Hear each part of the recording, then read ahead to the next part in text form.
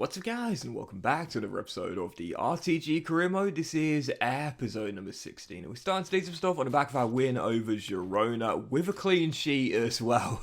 We didn't get many of those last season, but already 2 for this year. But heading into today's episode, 3 more scouting updates and also an academy update as well as we begin the month of October. No losses in our last 4 games, 10 points picked up from a possible 12, and the start of the season where we lost 3 on the bounce is now looking like a distant memory, and thank goodness for that. So it was already for the academy, as you'll see. Obviously, we've thinned it out a little bit here. I think the best prospect is this fullback, Hugo Santana, 61 rated, 91 to 94 potential. Now that, I don't want to jinx it, but that looks set, so very excited about that. I'll probably give him a pro deal at some point this season and loan him out in January. Still, for the first game of today's episode, first one of October, taking on Celta Vigo here at the Estadio La Rosaleda, and heading into this game right now with Malaga getting themselves out of trouble after an abysmal start. The question is now, can we build on that? We say this all the time, in a league season, consistency is king. Can we build on 10 points from 12? And no losses in our last 4 games. Well, Celta Vigo at home, first chance falling inside the first 10 minutes, and Liga denied and turned behind for a corner, and that was that. Yeah, it was a really poor game. Finished 0-0. Very little to report in that one whatsoever. And that is definitely something I'm finding this year since coming into La Liga. Like, obviously, we changed formation, and we've gone from what was the 3-4-2-1 to more of a 5, I don't know how you really describe that, 5-2-2-1, probably the best way of, describing our system really, with our left mid and right mid now coming down to wing back, and also our forwards now sort of going a little bit wider to give more support to our wing backs. But I am struggling to score like I was last year. Last year, if I didn't score a goal, it was a rarity. I could probably count on one hand the amount of games where I didn't score last season. This year, definitely for sure, I am starting to feel as though Zuniga is not going to have the sort of season he had last year, where he was top scorer for us and we scored 99 goals in the season. Defensively, yeah, it's been a decent little streak for us since that poor beginning, but on the other end, not really feeling as convinced with Zuniga up top. So I said at the start of the season, we don't need to buy any strikers, we don't need to improve our offence. Well, so far Zuniga just the 2 goals this season, and he's not quite taken to life in La Liga like he did in the second tier. Still, in the following game, Rayo Betis away from home in Seville, and we fell behind through De La Cruz, but what a goal to level it. Yes, absolutely beautiful kickoff goal here with Malaga, working our way forward, and Zuniga does get his 3rd goal here, going through 1-on-1 and bending it home to find our equaliser right before the break and right after we fell behind as well. So 3rd goal in 7 for Zuniga. It's not terrible, but I do want him to kick on a little bit. I'm not expecting to get to win the golden boot like he did last year, but it's been a bit of a streaky start for our number 29. But 1-1 back on level terms, sensational kickoff goal there. And then the second half, both teams going for the winner. I love this. That kind of end-to-end, all-out attack kind of football. Really good counters from both teams here. And with 22 minutes to go after a missed a golden chance with Adama Traore.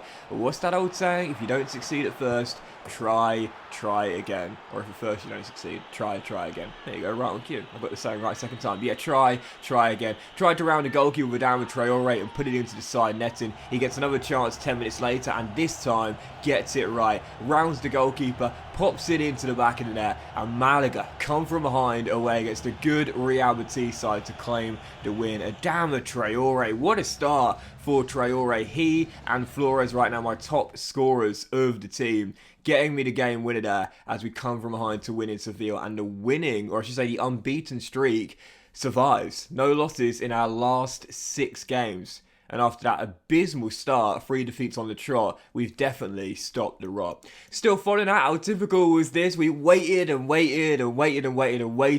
Karouani to finally change his position from left wing back to left mid.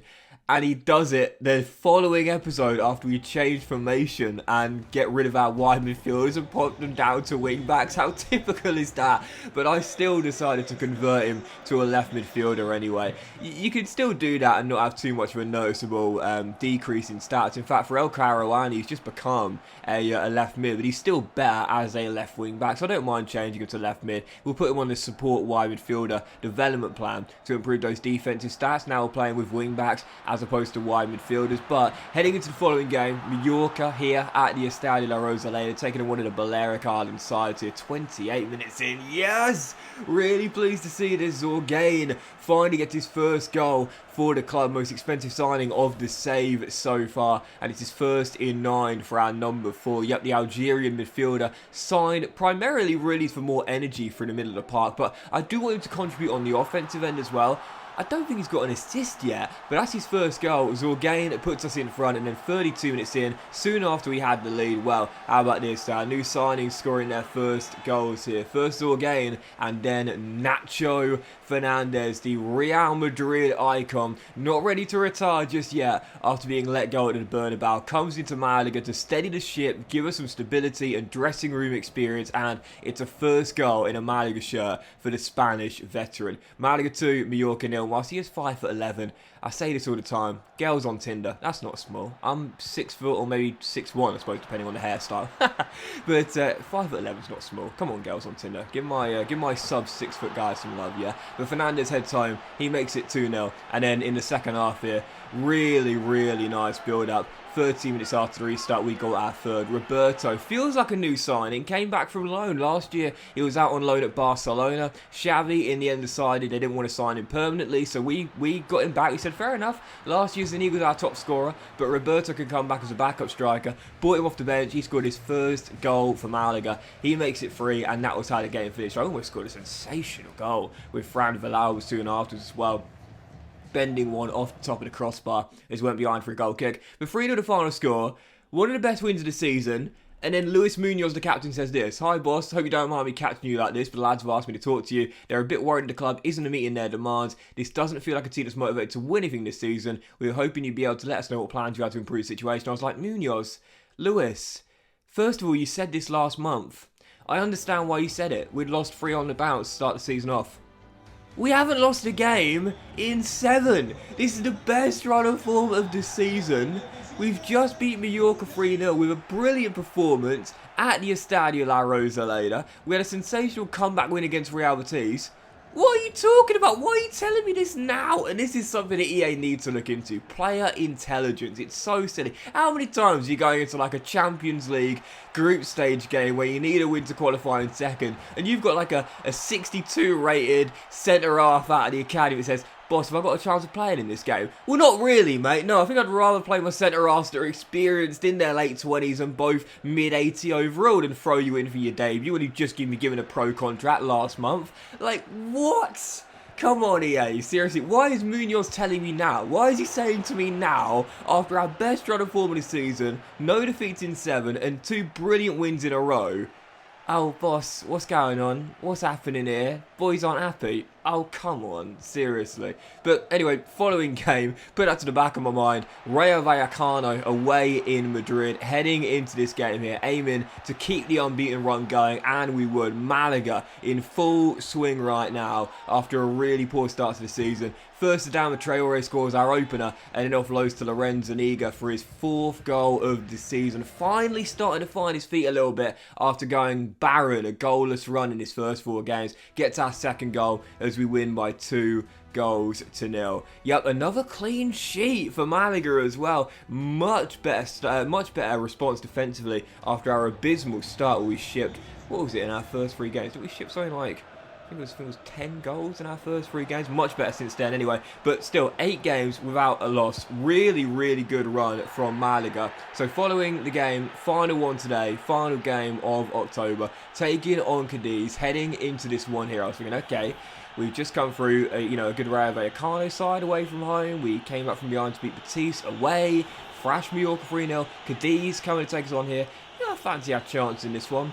Oh, awful start. One of those moments where there is a collision off the ball, you can't really do much about it. Penalty given. I see why it's given, but I've said this before, it's one of those really unlucky moments where you don't mean for that to happen, but it's a delayed reaction, a delayed collision, and it results in a penalty. It's always so frustrating when you give those penalties away. I can see why it's given, don't get me wrong, but it is so frustrating. Cadiz convert though, it's 1-0 to the visitors, and I certainly wasn't panicking. We came from behind to beat Real Betis away from home, so I knew we could do the same here. We had a good chance soon afterwards, but a good save kept it at 1-0, and then right before the break here, well, sometimes you have to say, okay, I didn't get much luck for one of the goals, but then sometimes you've just got to hold your hands up and say, all right, I absolutely balls that one up there, fair enough. Like, okay, the penalty you could say is a little bit unlucky, just a delayed reaction and off-the-ball collision, but for this goal here, now if you didn't see it in real time, watch this on the replay, watch what happens here.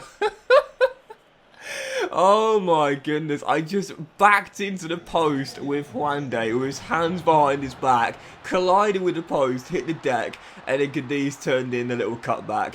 That was really embarrassing. Really, really embarrassing. 2-0 Cadiz. That was awful defence from yours truly there. Really embarrassing. It's 2-0. Cadiz doubled their lead. And whilst I did have some good chances, to be fair, I just couldn't find a goal to get us back in the game. A couple of great saves, to be fair. Kept the score at 2-0. And in the end, that was how the game would finish. Yep, great unbeaten streak from Malaga. But sadly, it comes to an end here at home to Cadiz. And Alex Fernandez brace. One from the spot and one from open play right before the break. So Cadiz end winning an unbeaten streak after 8 comes to an end. But you know what? I'm not too concerned about that. Yes, disappointing result. Yes, didn't get a goal. Yes, the second goal I conceded was really, really embarrassing. But even so, before that, no losses in 8. We jumped to 6th place in the table. Yeah, if you would have given me 6 for the start of the season, I would have bitten your hand off. And after 3 straight losses to start the campaign off, great start. I'm not going to dwell on that defeat too much. But that will end today's episode of the RTG Karouani, guys. Big thank you for watching. Hope you have enjoyed. If you have done, please do drop a like. Much love to you all. Have a fantastic day. And we'll see you for the next episode of the RTG Career Mode very soon.